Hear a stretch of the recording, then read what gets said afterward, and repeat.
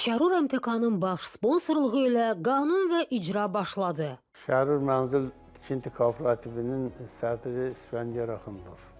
Şirkət artıq 30 ildir ki, Bakı şəhərində mənzil tikməklə məşğuldur. Ona görə də çox böyük təcrübəyə malikdir. Yəni binalarımız həm keyfiyyətli, həm dayanacaqlı, həm də vaxtında qazın suyun işığını veririk. Ona görə də biz müraciət edirik sakinlərə.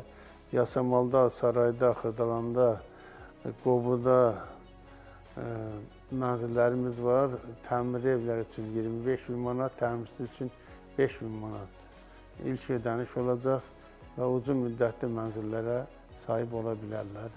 Qapımız hər zaman üz-üzə açıqdır.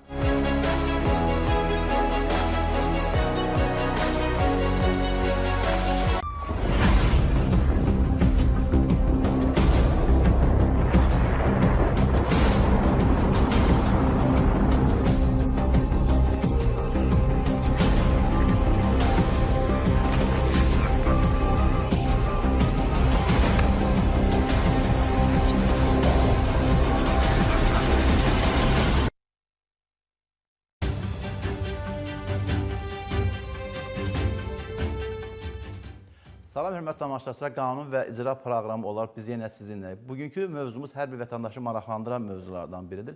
Belə ki, qanun və vərəsəlik hüququ olan şəxslərin dairəsi ilə bağlı fikir mübadiləsi aparmaq üçün çox dəyərli ekspertlər dəvət etmişik. İlk öncə dəyərli ekspertlərimizi sizlərə təqdim edim, sonra biz mövzumuza qayıdacağıq. Azərbaycan Respublikası Milli Məclisinin üzvü, deputatımız, çox dəyərli ziyalımız Tahir bəy Rzayev, Vəkillər Kollegiyasının rəissiyyət heyətinin üzvü və 20 saylı Vəkil Bürosunun vəkili İlhama xanım Həsənova, Azərbaycan Respublikası Vəkillər Kollegiyasının üzvü Vəkil Mirzə xan Kişiyev və Azərbaycan Respublikası Vəkillər Kollegiyasının üzvü Pürüzə xanım Əliyeva.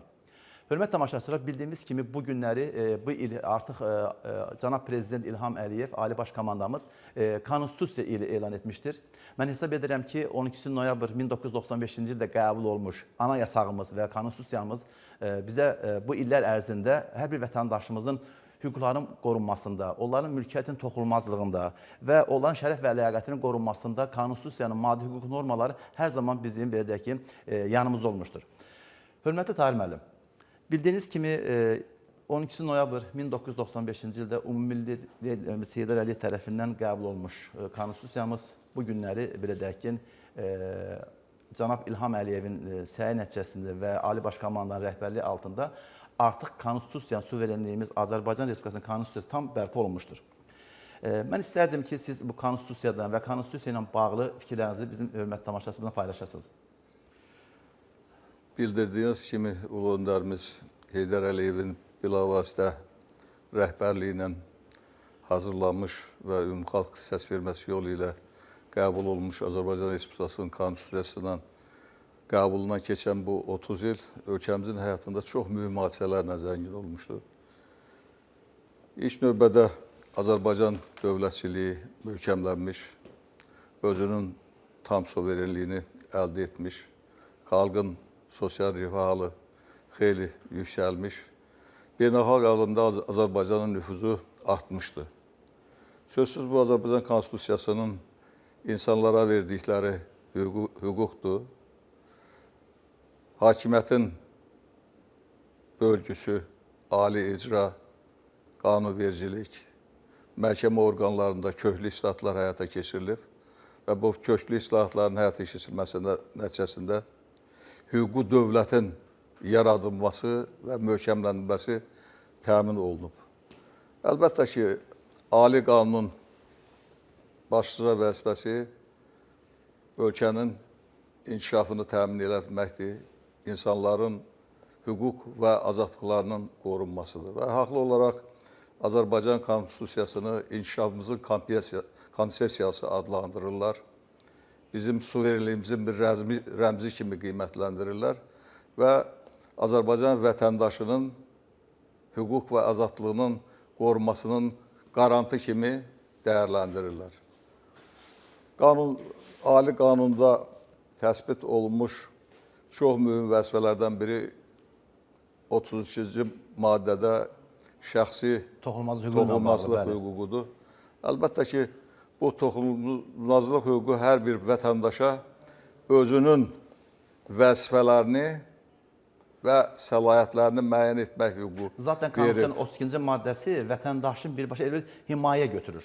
Vətəndaşın toxunulmazlıq hüququnu birbaşa himayə götürür. Əlbəttə ki, burada nəinki şəxsin, eləcə də onun ailəsinin toxunulmazlıq hüququ özünün əksini tapıb və həmin maddəyə əsasən hər bir kəsin toxunulmazlıq hüququ var. Nəinki şəxsin, onun ailəsinin hüquqlarının qorunması təsbit olunub və onun insanların bilavasitə müəyyən qanunlar istisna olmaqla izlənilməsinə, onların Hətta video, foto şəkillərinin çəkilməsinə, onlar haqqında məlumatların toplanılmasına, şəxsi həyat haqqında məlumatların toplanılmasına, bunun yayılmasına icazə verilmir, bu qadağandır. Və bugün biz real həyata nəzər salanda bəzən bunun əksini görürük. Açığını demək lazımdır. Bugün informasiya şəbəkəsi çox genişdir. Ancaq bir çox hallarda çox təəssüflər olsun ki, insanlara qarşı müəyyən təhqiramiz, böhtan xarakterli məlumatlar yayılır. Nəinki şəxsi insanlara qarşı onun ailə həyatına müdaxilələr olur. Bu, Konstitusiyanın maddəsinə zidd olan bir haldır. Bu, Azərbaycan cəmiyyəti tərəfindən qəbul edilən hal deyil. Mən dünən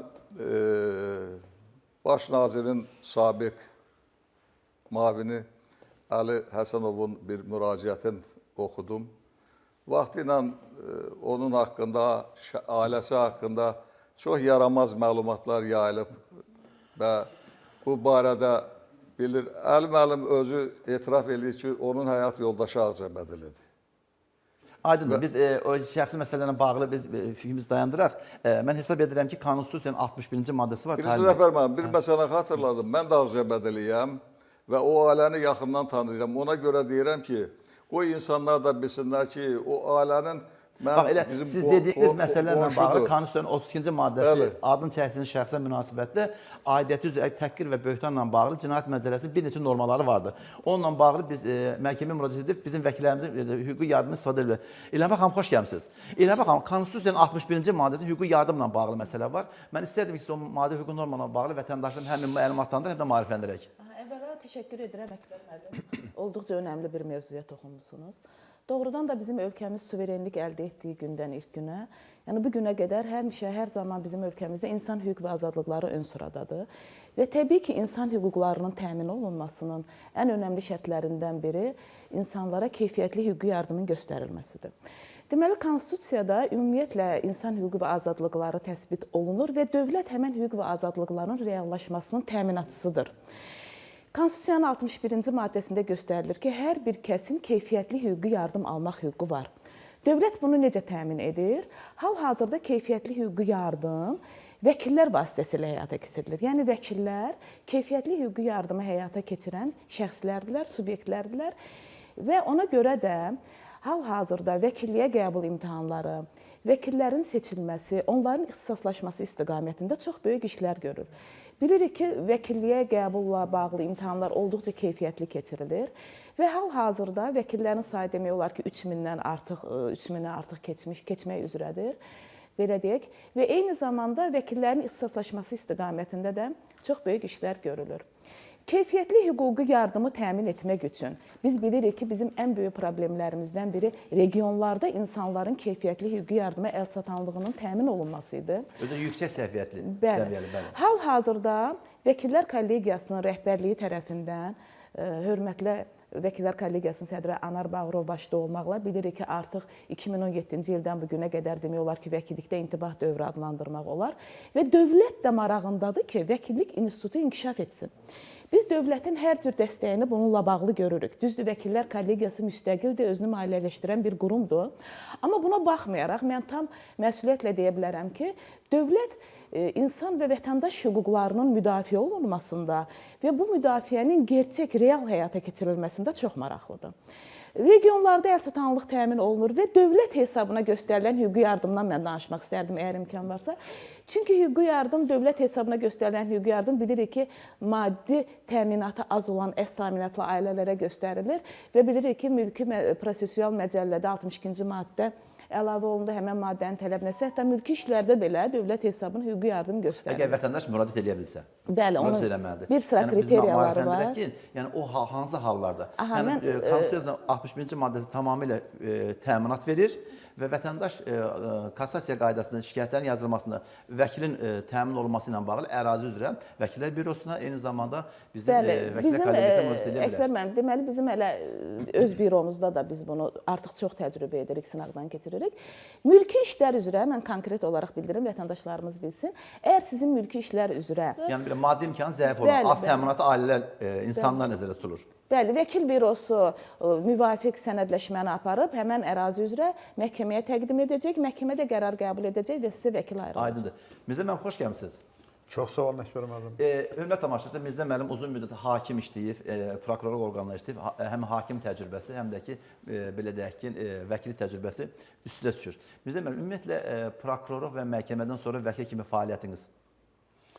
Əkbər müəllim, maraqlı sual verirsiniz. Prokurorluq məhkəmədən sonra mən uzun müddətli qeyd elədiniz. Həqiqətən 21 il prokurorluqda, 14 il Bakı Ağır Cinayətlər Məhkəməsinin hakimi olmuşam. 35 il mənim həyatımda çox ömrümün ən mühüm hissələrindən biridir də. Özdə o işlək dövrümdə, həyatda o dövrümdür ki, orada daha aktiv fəaldım. Mən bir şeydən çox razıyam ki, mənim elə sağlığım bugün də pozulmayıb. Vəkillik fəaliyyətində də elə bilirəm ki, elə həmin dövrdəyəm. Yəni, ona görə mən fəaliyyət göstərə bilirəm. Hansı sahəsinin üçün önəmli? Sadəcə olaraq, İşləmək üçün rahatdır. Bilirsiniz, işlək insanı üçün fərqi yoxdur. Hakim, prokuror, mühəndis, həkim, deputat və başqa bir vəzifələr olsun. Yəni, peşə fəaliyyətini sevən və dəyərləndirən.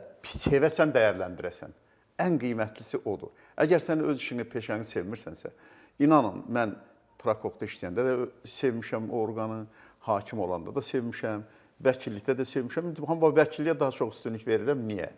Ona görə ki, burada daha çox sərbəstəm. Müdafiə xarakterli hərəkətlər edirsiniz. Bəli, daha çox. Yox, tək müdafiədən getmirik, özüm üçün sərbəstəm. Mən, İlhamə xanım indi burada o məsələyə toxundu ki, vəkillər öz-özünü maliyyələndirir, sərbəst. Nə heç kimdən asılı deyiləm, çünki maliyyələndirmə öz üzərimdədir. Vaxt özüm seçirəm, işləri özüm seçirəm. Ağlın kəsən işi götürürsən, ağlın kəsməyəni götürmürsən. Bütün vəkillər aiddir bu məsələ. Ona görə də vəkillik daha gözəl institutlardan biri hesab edirəm mən.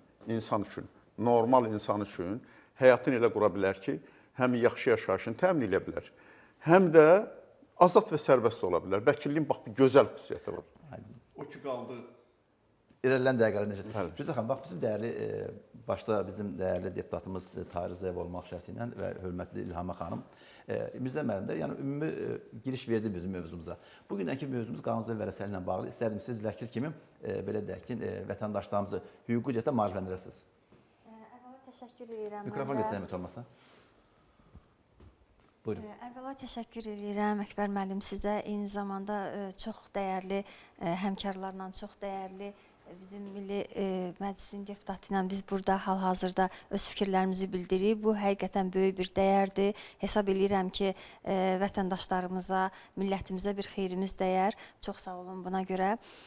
Çox maraqlı bir mövzuya toxunmusunuz. Burada vərəsəlik. Vərəsəlik hər zaman müzakirə olunan və hər zaman aktuallığını qoruyan məsələdir. Çünki hər bir şəxs fiziki fəaliyyət göstərən və digər hər bir şəxsin öz mirası olur ki, o öləndən sonra həmin miras onun vərəsələr arasında bölgüsü qanunla müəyyən olunur.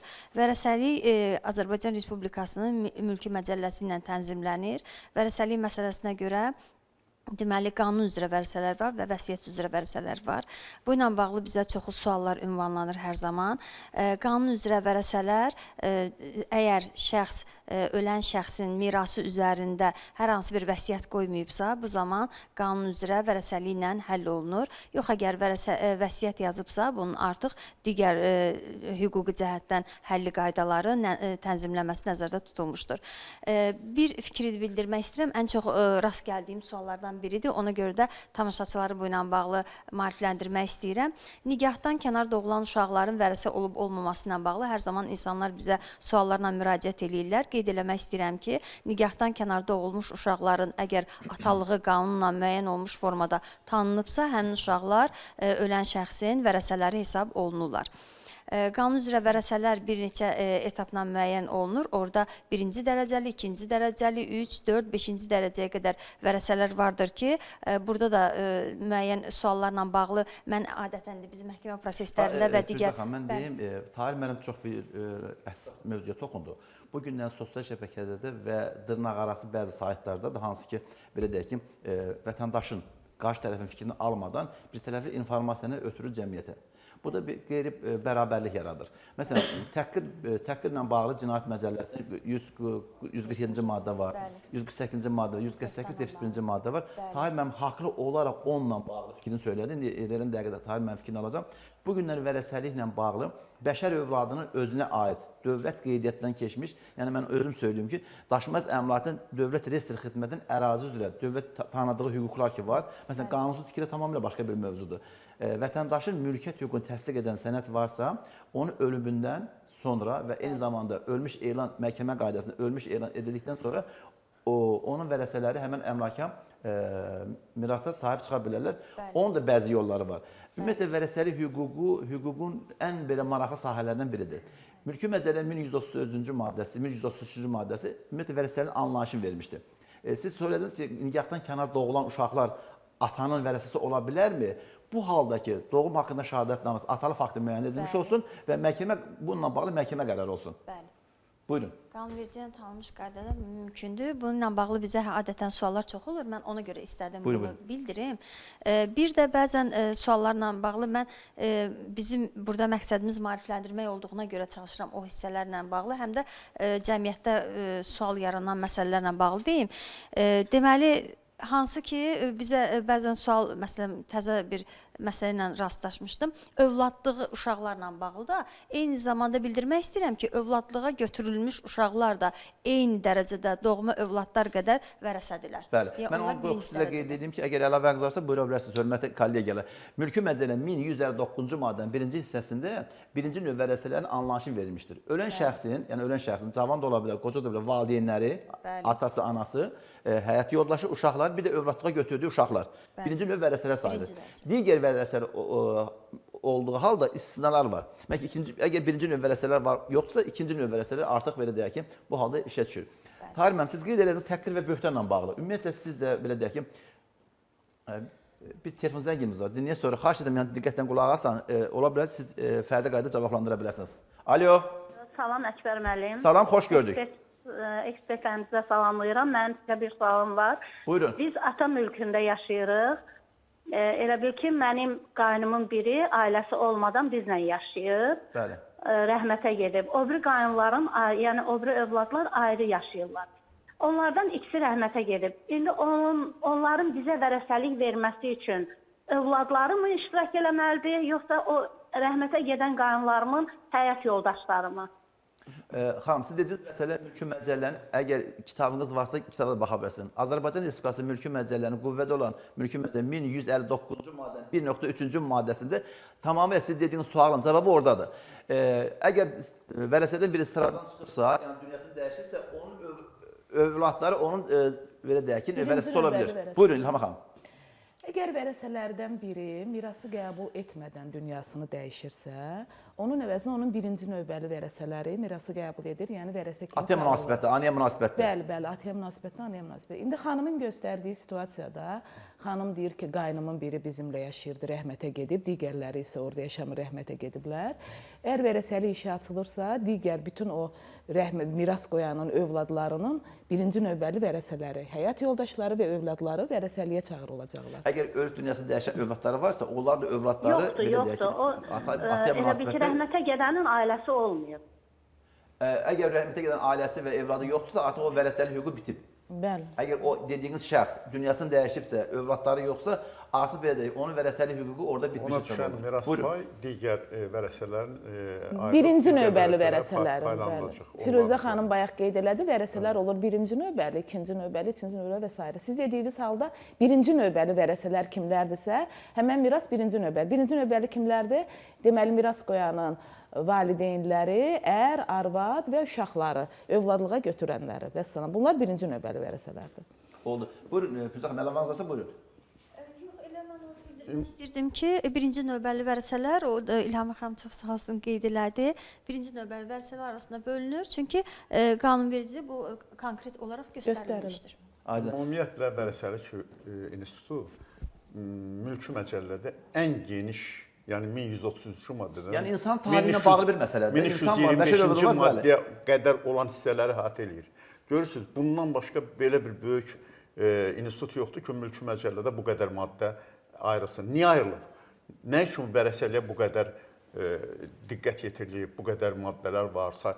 Ona görə ki, vərəsəlik insan həyatında, bütün dünyanın bütün insanların həyatında ən mühüm məsələlərdən biridir. Qanunvericilik tək bizdə yox, hər yerdə çalışıb ki, vərəsəlikdə bir az da olsa boşluq qalmasın. Bax, görürsən, vətəndaş, baxmayaraq ki, boşluq yoxdur, vətəndaş bu gün zəh vurur buradan, soruşur ki, bu daha necə olmalıdır. Vərəsəlik İnstitutu ona görə bu gün çox düzgün olaraq siz bu məsələni gündəmə qaldırmışsınız və vərəsəlik Mülki Məcəllədə ən mühüm institutlardan biridir. Vərəsəlikdə tək ondan ibarət deyil. Birinci dərəcə vərəsəlik, ikinci dərəcə. Bunlardan əlavə var, ləyaqətsiz vərəsə var. Gələcək verilişlərimiz onunla bağlı ciddi yəni bu elə mövzudur ki, bir günə bunu yerləşdirmək mümkün deyil. Sadəcə olaraq vərəsəliyi ən azından məlumatlandırırıq. Bir neçə dəfəyə təhlil eləmək olar. Bugün məlumat xarakterli məsələləri biz verə bilərik. Biz müzakirəmiz davam etdirəcəyik inşallah. Şərur MTK-nın baş sponsorluğu ilə qanun və icra reklamlardan sonra davam edəcək. Şərur MTK-nın baş sponsorluğu ilə qanun və icra reklamlardan sonra davam edir. Şərur Mənzil Tikinti Kooperativinin sədri İsfəndiyar Axundov. Şirkət artıq 30 ildir ki, Bakı şəhərində mənzil tikməklə məşğuldur. Ona görə də çox böyük təcrübəyə malikdir. Yəni binalarımız həm keyfiyyətli, həm dayanacaqlı, həm də vaxtında qazın suyun işığını veririk. Ona görə də biz müraciət edirik sakinlərə. Yasamalda, Sarayda, Xırdalanda, Qobuda mənzillərimiz var. Təmir evləri üçün 25.000 manat, təmirsiz üçün 5.000 manat ilk ödəniş olacaq və uzun müddətli mənzillərə sahib ola bilərlər. Qapımız hər zaman üz-üzə açıqdır.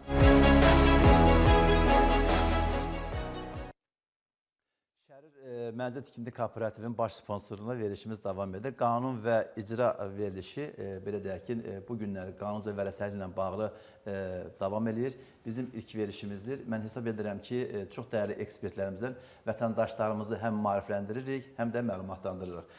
İlham xanım, siz dediyiniz vərəsəliklə bağlı, o 2 il müddəti ilə bağlı. Bəli, baxın, hal-hazırda ümumiyyətlə təcrübədə çox tez-tez rast gəlinir. Belə bir hal ki, biz əvvəla onu qeyd eləmək istəyirəm ki, vərəsəlikdə bəzən olur ki, miras qoyan, yəni rəhmətə gedən miras qoyan, vəsiyyətnamə qoyur vərəsələrdən birinə və digər şəxslərə qoya bilər. Və digər şəxsləri sanki vəsiyyətnamə ilə öz mirasını yalnız bir şəxsə də, bir vərəsəsinə verir. Lakin burada vətəndaşlarımız bilmədilər ki, belə olan halda belə vərəsəlikdə məcburi pay anlayışı var. Məsələn, misal üzərindən gətirim. Tutaq ki, mənim anam rəhmətə gedir, rəhmətə getməmişdən qabaq vəsiyyətnamə qoyur, öz əmlakının hamısını mənim qardaşıma vəsiyyət edir. Bu o demək deyil ki, digər birinci növbəli vərəsələr, mənim digər bacı qardaşlarım və atam o mirasdan məhrum olacaq. Çünki qanun deyir ki, belə halda da bizə digər vərəsələrə məcburi pay çatır. Həmən məcburi pay necə çatacaq? Əgər anam vəsiyyətnamə qoymasaydı, mənə çatacaq payın yarısı qədər məcburi pay alıram. Yəni çatacaq qanun üzrə vərəsəlik üzrə aldığım payın yarısı qədər. Və burada bir məsələni də xüsusiyyətlə nəzərinizə çatdırmaq istəyirəm. Bəzən olur ki, miras qoyanlar rəhmətə getməmişdən bütün əmlaklarını bağışlayırlar bir adama. Bir məsələn qohumuna, istədiyi bir şəxs ola bilər. Bu qohum olmaya da bilər. Bağışlayırlar və belə o da rəhmətə gedir, heç bir əmlak qalmır, artıq əmlakı bağışlayıb. Amma vətəndaşlarımız bilməlidirlər ki, birinci növbəli vərəsələrin nəzərinə çatdırıram bunu. Kimin ki məcburi payı var, kimin ki məcburi payı yoxdur. Birinci növbəli vərəsələrində ancaq məcburi pay. Belə olan halda belə, əgər bağışlamanın müddətindən 2 il keçməmiş adam rəhmətə gedibsə, 2 ilin içində rəhmətə gedibsə, belə olan halda belə kimin ki məcburi payı var, o məhkəməyə müraciət edə bilər ki, həmin məcburi payı bağışlanılan əmlakın dəyəri ilə nisbətdə artırılsın. Yəni ona çatacaq məcburi pay orada çatsın. Pul şəklində ala bilər. Bəli, amma burada Əkbər müəllim hal-hazırda məhkəmədə icraatında olan bir iş üzrə işi gətirmirəm misal, amma konkret olaraq bir halına rastlaşdım. Burada məhkəmələr bir şeyə nəzərə alırlar. Deyir ki, miras qoyandan o məcburi kimin ki məcburi pay hüququ var. Ona heç olmazsa bir kitab da olsa miras kimi çatmalıdır. Çünki qanun deyir ki, məcburi pay qədər pay artırıla bilər. Əgər sənə heç nə çatmırsa, o sənə verilməyəcək. Nəsə çatmalıdır. Məsələn, mənim icraatımda bir iş var. Xanım deyir ki, mənim atamın saatı mənə qalmışdı. Saatı yadigar kimi götürmüşdüm. Bu bizi qurtardı. Bu məsələdə biz uda bildik. Çünki o saat ona qalmasaydı, o bağışlama müqaviləsi üzrə olacaq pay ona çatmayacaqdı. Bunlar çox vacib detallardır. Bunu vətəndaşlarımız bilməlidir. Sizlə biz mütəmadi olaraq bəzi məsələlər barəsində fikrimizi aparırıq. Mən istərdim ki, bax, sizin bugünkü bu təhqiq böhtanla bağlı bir ziyalı kimi fikirləriniz. Bilirsiniz, bu verilişdə, qanun və icra verilişdə bilavasitə talih yüklü məsələlərə, insanların hüquqlarının qorunmasına yönəldilib. Çox xeyirxah bir işdir. Çox sağ olun, minnətdaram dəyərli verdiyiniz. Hüquqi cəhətdən insanları məlumatlandırmalıyıq burada. Hörmətli Firuzə xanım, İlhamə xanım da bunu bildirdilər. İlk növbədə biz konstitusiyanın insanlara verdikləri hüquqları və təminatı hər birimiz dəyərləndirməliyik. Bax, dedik, siz də bildirdiniz, bugün müxtəlif media, sosial şəbəkələri var, saytlər var. Vaxtaşırı olaraq dövlət məmurlarına, deputatlara qarşı çox ciddi ittihamlar irəli sürürlər, yersiz ittihamlar irəli sürürlər. Əsassız, əksəriyyəti bunların əsası olur. Bu, şəxsi həyata, ailə həyatına tək müdaxilə deyil. Mən elə bilirəm, bu dövlətçiliyə bir müdaxilədir. Çünki bu dövlət məmurların, hörmətli adamları hörmətdən salmaqla bilavasitə dövlətin o idarə etməli forması belə necə ziyan görür. Çünki insanlar çaşbaş qalırlar. Çaşbaş qalırlar həddən artıq. Doğrudan mı bu insan, Mirzə müəllim uzun müddət hüquq mühafizə orqanlarında işləyib, xidmətləri var. Adi bir fikri saxtalaşdırırlar, tirajlayırlar və yüzlərlə buna yalandan artıq rəylər bildirilir. Bir cümlələr verim, çox-çox. Bax, Tahir Zayevin, bilirlər ki, Milli Məclisin deputatıdır, qanunverici orqanda işləyir, hansısa bir qohumu avtoqaza keçirir. Onun adını demirlər, deyək, Tahir müəllimin baldızı oğlu avtoqaza keçmişdi. Bax, bu nəyə lazımdır? Bilirsiniz, mən yenə də deyirəm, adını çəkmək istəmirəm. Elə olub ki, müəyyən vaxtlarda məni bir cinayətçi kimi kabel televiziyaya çağırdıblar. Güya mən cinayət eləmişəm haradasa. Mənim qohumum bir banda sahibidir. Əsassız şeylər kabel televiziyaya çağırırlar. Ya bir yaxları mən dedim, bu insanın həyat yoldaşı Ağcabədilidir, mənim qonşumdur. Atasını mən tanıyıram, adı Hümbətdir. Mən bunun nənəsini tanıyıram, adı Səmaya xanımdır. Mən bunun əmsi Musadır. Və deyirlər ki, bu ermədir və bugün ermənilərlə bunun əlaqəsi var. Ona görə, bax, ARB kanalında yayımlanan, bax, sizin nəzarətinizdə də götürək. ARB kanalında yayımlanan qanun və icra proqramında vətəndaşlarımızın bu və ya digər formada pozulmuş hüquqları ilə bağlı cinayət məcəlləsi bu tipli işlərdə sosial şəbəkədə yayımlanan bu tipli münasibətdə inşallah gələcəkdə ARB kanalına qanun və icra proqramında bu mövzunun adını qoyacağım və sizi dəvət edəcəm, buna danışacağıq. Siz dediniz, cinayət məcəlləsinin 147-ci, 148 maddələri var, orada cərimələr var, orada islah var, azadlıqdan məhrum etmək var. Bilirsiniz, bəzən məmur, dövlət məmuru ya ziyalı istəmir ki, o böhtançını məhkəməyə versin. Çünki bu günün məhkəmədə keçirə bilməz. Bilməz, bu da elə bilir ki, doğrudan bu adam dinmir, bu günahkardır. Amma yox, biz şəxsən istəyirik ki, onu tərbiyələndirək. Susmağımızla onu tərbiyələndirir. İkinci də hamını məhkəməyə vermək olmaz, hamını müstəqil qarşısına çağırtmaq olmaz, hamını məhkəmə qarşısına çağırtmaq olmaz. Bəzən susanda elə bilirlər ki, doğrudan bunlar haqlıdırlar, hədlərini daha çoğaldırlar. Mən belə bir insanlara müraciət edirəm ki, siz faktları yoxlayın, heç olmasa haradasa bir məlumata verirsinizsə, o adam haqqında həddindən artıq şişirdilmiş məlumatlar verilirsə, heç olmasa zəng eləyin, soruşun ki, sənin doğrudan bu əməlin olub, olmayıb. Yoxsa, yenə deyirəm, adi bir faktı götürürlər, tirajlayırlar və minlərlə, 10 minlərlə adam dəy bildirir. Cəmiyyətdə belə deyək ki, Mənfi rəy yaradılır. Mənfi rəy Bu, formalaşdırırlar. yenə deyirəm, şəxsi həyata müdaxilə olmanla bərabər bizim dövlətimizə, dövlətçiliyimizə çox ciddi ziyan vurur. Çünki hörmətli adamlar sarsılır. Onun ailəsi, şəxsən mənim haqqımda birdən elə informasiyalar yayılır ki, mən özüm məhdəl qalıram ki, doğrudan bu mən deyiləm. Ya deputat yoldaşlarım haqqında, ya hörmətli ziyalılar haqqında elə məlumatlar yayılır ki, mən məhdəl qalıram ki, bu adam belə deyil.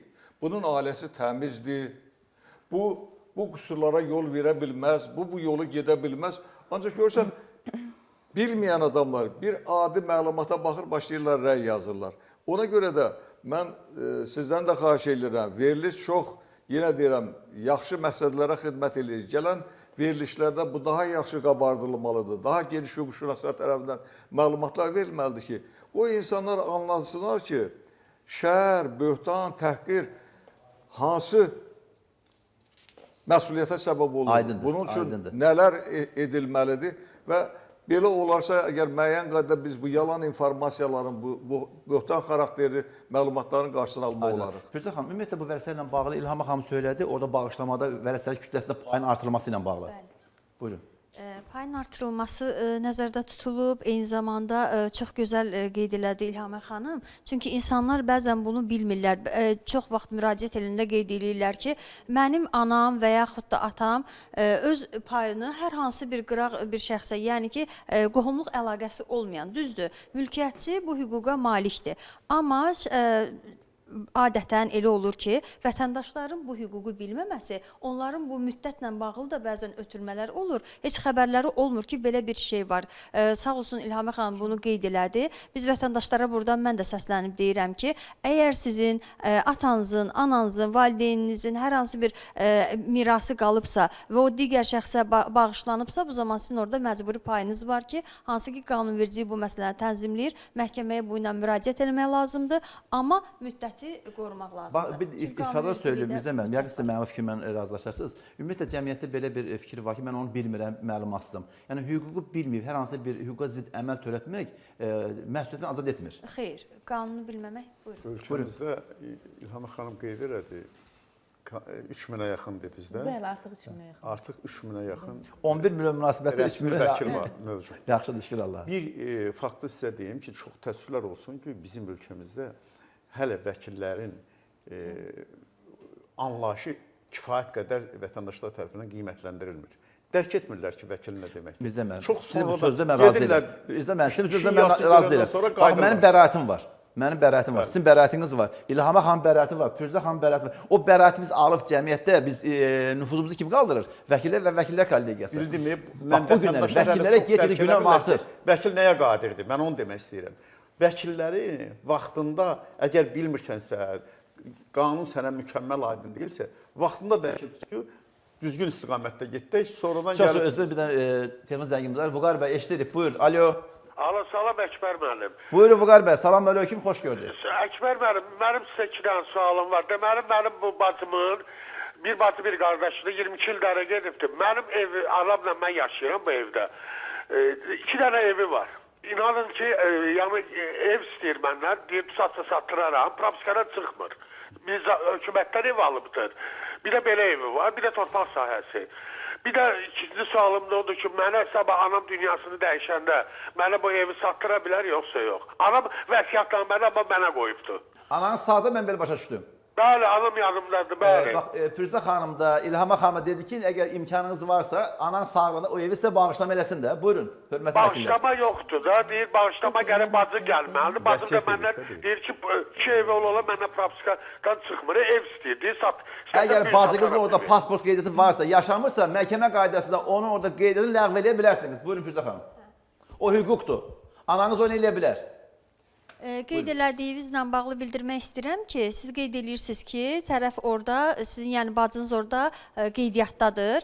Onun qeydiyyatda olması, bəli, notariat orqanında bu əməliyyatın həyata keçirilməsinə bağlı razılıq ərizəsi verməsi ilə nəticələnəcək. Bu səbəbdən də siz məhkəmə qaydasında bacınızın istifadə hüququnun olub-olmamasına bağlı məhkəməyə müraciət edə bilərsiniz. Müvafiq məhkəmə qətnaməsi olandan sonra bu məsələ öz hüquqi cəhətdən həlli yolunu tapa bilər. Eyni zamanda qeyd elədi ki, bacım mənə satdıra bilərmi? Yəni, əgər ananız tərəfindən sizə vəsiyyətnamə ilə qoyulubsa, məcburi pay hüququ hissəsi ilə bağlı müraciət edə bilər. Amma gələcək verişimizdə inşallah bu ləyaqətsiz vərəsələrlə bağlı biz fikrimiz aparacağıq. O da bir qəşəng mövzudur. Amma o bizdə toxumuruq. Gələn verişimizdə inşallah ayın 25-də çox dəyərli tamaşaçılarımıza ləyaqətsiz vərəsə və ləyaqətsiz vərəsənin bağışlaması ilə bağlı fikrimiz aparacağıq. Buyurun İlham xanım, buyurun. Bu vətəndaşın sualına konkret cavab verək. Buyurun, elə onun üçün yığışmışdı da bura İlham xanım. Başa düşünən bir cavab verək. Vətəndaş deyir ki, anası hal-hazırda sağdır və onun bacısı həmən evdə yaşamır, lakin qeydiyyatdadır. Vətəndaş və bilməlidir. anasının yüklərini məhdudlaşdırır. Bəli, bəli. Vətəndaş bilməlidir ki, əgər indi Allah uzun ömür versin, anası rəhmətə gedərsə, onun bacısı da birinci növbəli vərəsə hesab olunur və o da birinci növbəli vərəsə hesab olunur. Ona görə də bəli, onun bacısının miras payı olacaq və onun bacısı öz miras payını götürərək gələcəkdə həmən evin naturada bölgüsü mümkün olmursa, onun hərracda satılıb pulunun bölünməsi tələbini qoya bilər. Əkbər müəllim qeyd elədiyi kimi, əgər ana sağlığında həmən evi bu vətəndaşa bağışlayarsa, yəni oğluna bağışlayarsa və həmən o bağışlamadan da 2 il keçməzsə o rəhmətə gedənə qədər, onda o ev ona qala bilər. Qaldı ki, onun qeydiyyatı olması, bəli, Firuzə xanım da bildirdi ki, qeydiyyatı olması bəzən notariat orqanları o bağışlamanı rəsmiləşdirməyəcəklər. Əkbər müəllim çox doğru buyurdu ki, müraciət edərək, anası müraciət edərək məhkəməyə artıq qız orada yaşamadığına görə qeydiyyatdan çıxarılması tələbini qoya bilər. İndi istifadə hüququ var yoxdur, o tamamilə başqa bir məsələdir. Məncə iddiada istifadə hüququnu qoymasın. İncə məqam ondan ibarətdir ki, orada. O sual verən şəxs bildirdi ki, bacımla mənəm, bacım orada qeydiyyatdadır, anam mənə vəsiyyət edib. Anası vəsiyyət elədiyi halda yəni məcburi payı var onun yalnız məcburi payı var. Bacının məcburi payı var. Başa düşdün ki, orada məcburi payda nədir? Məcburi pay o demək deyil, o birisi vərəsələr kimi onun hamısı. Və məcburi pay qanun üzrə vərəsəlikdə düşən payın yarısıdır. Qanun üzrə vərəsəlikdə. Onu gəlin misal üzrə deyək də. Məsələn, əgər sizin ananızın 2 vərəsəsi varsa, bir sizsiniz, bir bacınızdırsa, ananız rəhmətə getdi, 50% sizə satacaq edəyəm, lakin 50% ona. Amma sizə bir vəsiyyətnamə qoyduğuna görə 2 vərəsəsizsə əgər, ananız rəhmətə gedəndə bacınızı 50% yox, 25% satacaq. Yəni bu çatacaq. Dəqiqliklə 25%. Amma mən məsləhət görərdim ki, hər bir halda öz fərdi məsələsi ilə bağlı vətəndaş vəkilə müraciət etsin. Çox yaxşı olur. Çünki artıq hüquqi yardıma sizin imkanınız çatmasa belə, bayaq qeyd elədiyim kimi, pulsuz hüquqi yardımdan, dövlət hesabına olan hüquqi yardımdan da istifadə edə bilərsiniz. Və bir şey deyim ki, Əkbər müəllim, ümumiyyətlə gəlin belə deyək də, bugünkü gündə bizim vəkillərimiz olduqca dövlət hesabına yox, pulsuz hüquqi yardım göstərilmək üzrə olduqca böyük aksiyalar keçirdirlər.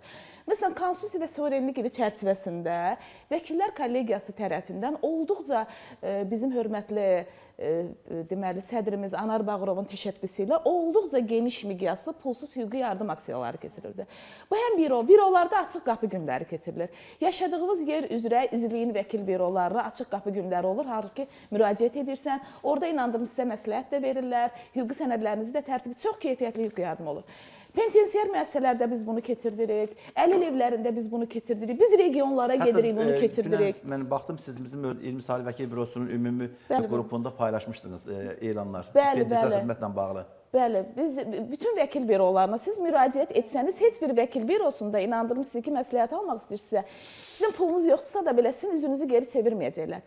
Yetər ki, siz vəkilin hüquqi yardımından istifadə edin. Amma icazə verin, Əkbər mənim bir məsələni də qeyd edin, vətəndaşlarımız bunu bilməlidirlər. Bəzən vətəndaşlarımız vəkillə hüquqşünası ayırd edə bilmirlər. Kim hüquqşünasdırsa elə deyirlər ki, bu da vəkildir.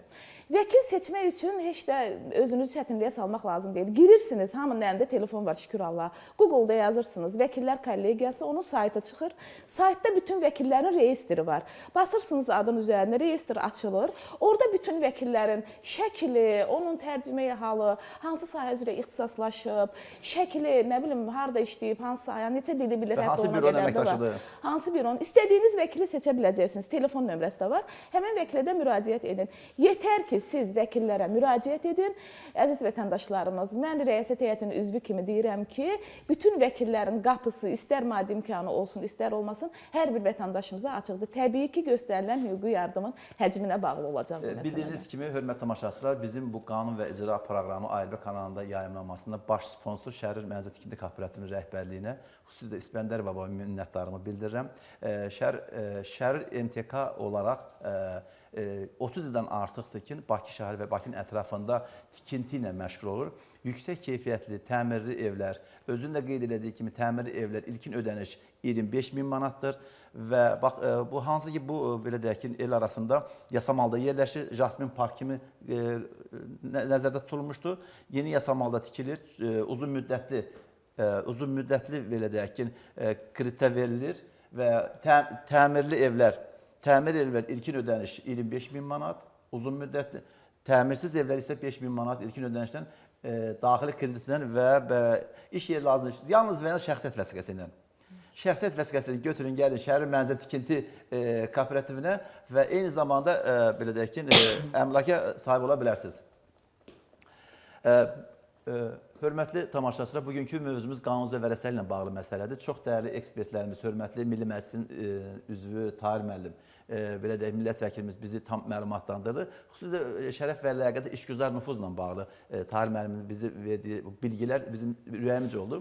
Və xüsusilə də qeyd eləmək istəyirəm ki, vərəsəli hüququ və vərəsəlinin anlayışı ilə bağlı Firuzə xanım Əliyeva bizi bildirdi və hər birinizə qarşı, hər birinizə fərdi qaydada minnətdarımı bildirirəm. Bizə ayrılan vaxt yekunlaşmaq üzrədir. Mən hesab edirəm ki, bugün bacardığımız qədər bu günləri belə deyək ki, bacardığımız qədər, yəni qanun və icra proqramında vətəndaşlarımızın həm hüquqi cəhətdən maarifləndirilməsinə, həm də məlumatlandırılmasına belə deyək ki, hesablanmışıq. Bizim nömrələrimiz gedir, vəkillərimizin nömrələri gedir. Bizim hörmətli baş redaktorumuz deyək ki, Zərifə Tapdıq qızı, bizim WhatsApp nömrəmiz var, əlaqələr nömrəmiz var, əlaqə saxlaya bilərsiniz və bizim hər bir müraciət edən şəxsə fərdi qaydada vəkilə yönəltmək və vəkil kimi özümlə qəbul edib onları hüquqi cəhətdən maariflənməsinə xidmət edəcəm. Hörmət tamaşaçılar, bizə ayrılan vaxt yekunlaşmazsa sağ olun, gələn görüşlərə qədər Allah dövlətimizi və millətimizi qorusun. 5 qardaşın, 5-də bu cəmaətin içində piyav bu. 5 qardaşın. Kimlər layiqsiz vərəsə sayılır? Valideynlərinə əl qaldıran, ailəsinə qarşı vicdansızlıq edən övlad bağışlanarsa yenidən vərəsə ola bilərmi? Nigahdan kənar doğulan uşaqlar, qanun onları necə tanıyır? Bu uşaqlar miras hüququna sahibdirmi? Hər kəs öz hüququnu bizimlə öyrənəcək. Qanun və icra. Hər bir hekayənin arxasında bir dərs var. Bir mesaj var. Haqsızlıq varsa biz oradayıq. Noyabrın 25-i, günorta saat 12-də vəkil Əkbər Yusifoğlu'nun təqdimatında ARB-də. Verilişin baş sponsoru Şərur MTK. Şərur Mənzil Tikinti Kooperativinin sədri İsbəndər Axundov. Şirkət artıq 30 ildir ki, Bakı şəhərində mənzil tikməklə məşğuldur. Ona görə də çox böyük təcrübəyə malikdir. Yəni binalarımız həm keyfiyyətli, həm dayanacaqlı, həm də vaxtında qazın suyun işığını veririk. Ona görə də biz müraciət edirik sakinlərə. Yasamalda, Sarayda, Xırdalanda, Qobuda mənzillərimiz var. Təmirli evlər üçün 25.000 manat, təmirsiz üçün 5.000 manat ilk ödəniş olacaq və uzun müddətli mənzillərə sahib ola bilərlər. Qapımız hər zaman üz-üzə açıqdır.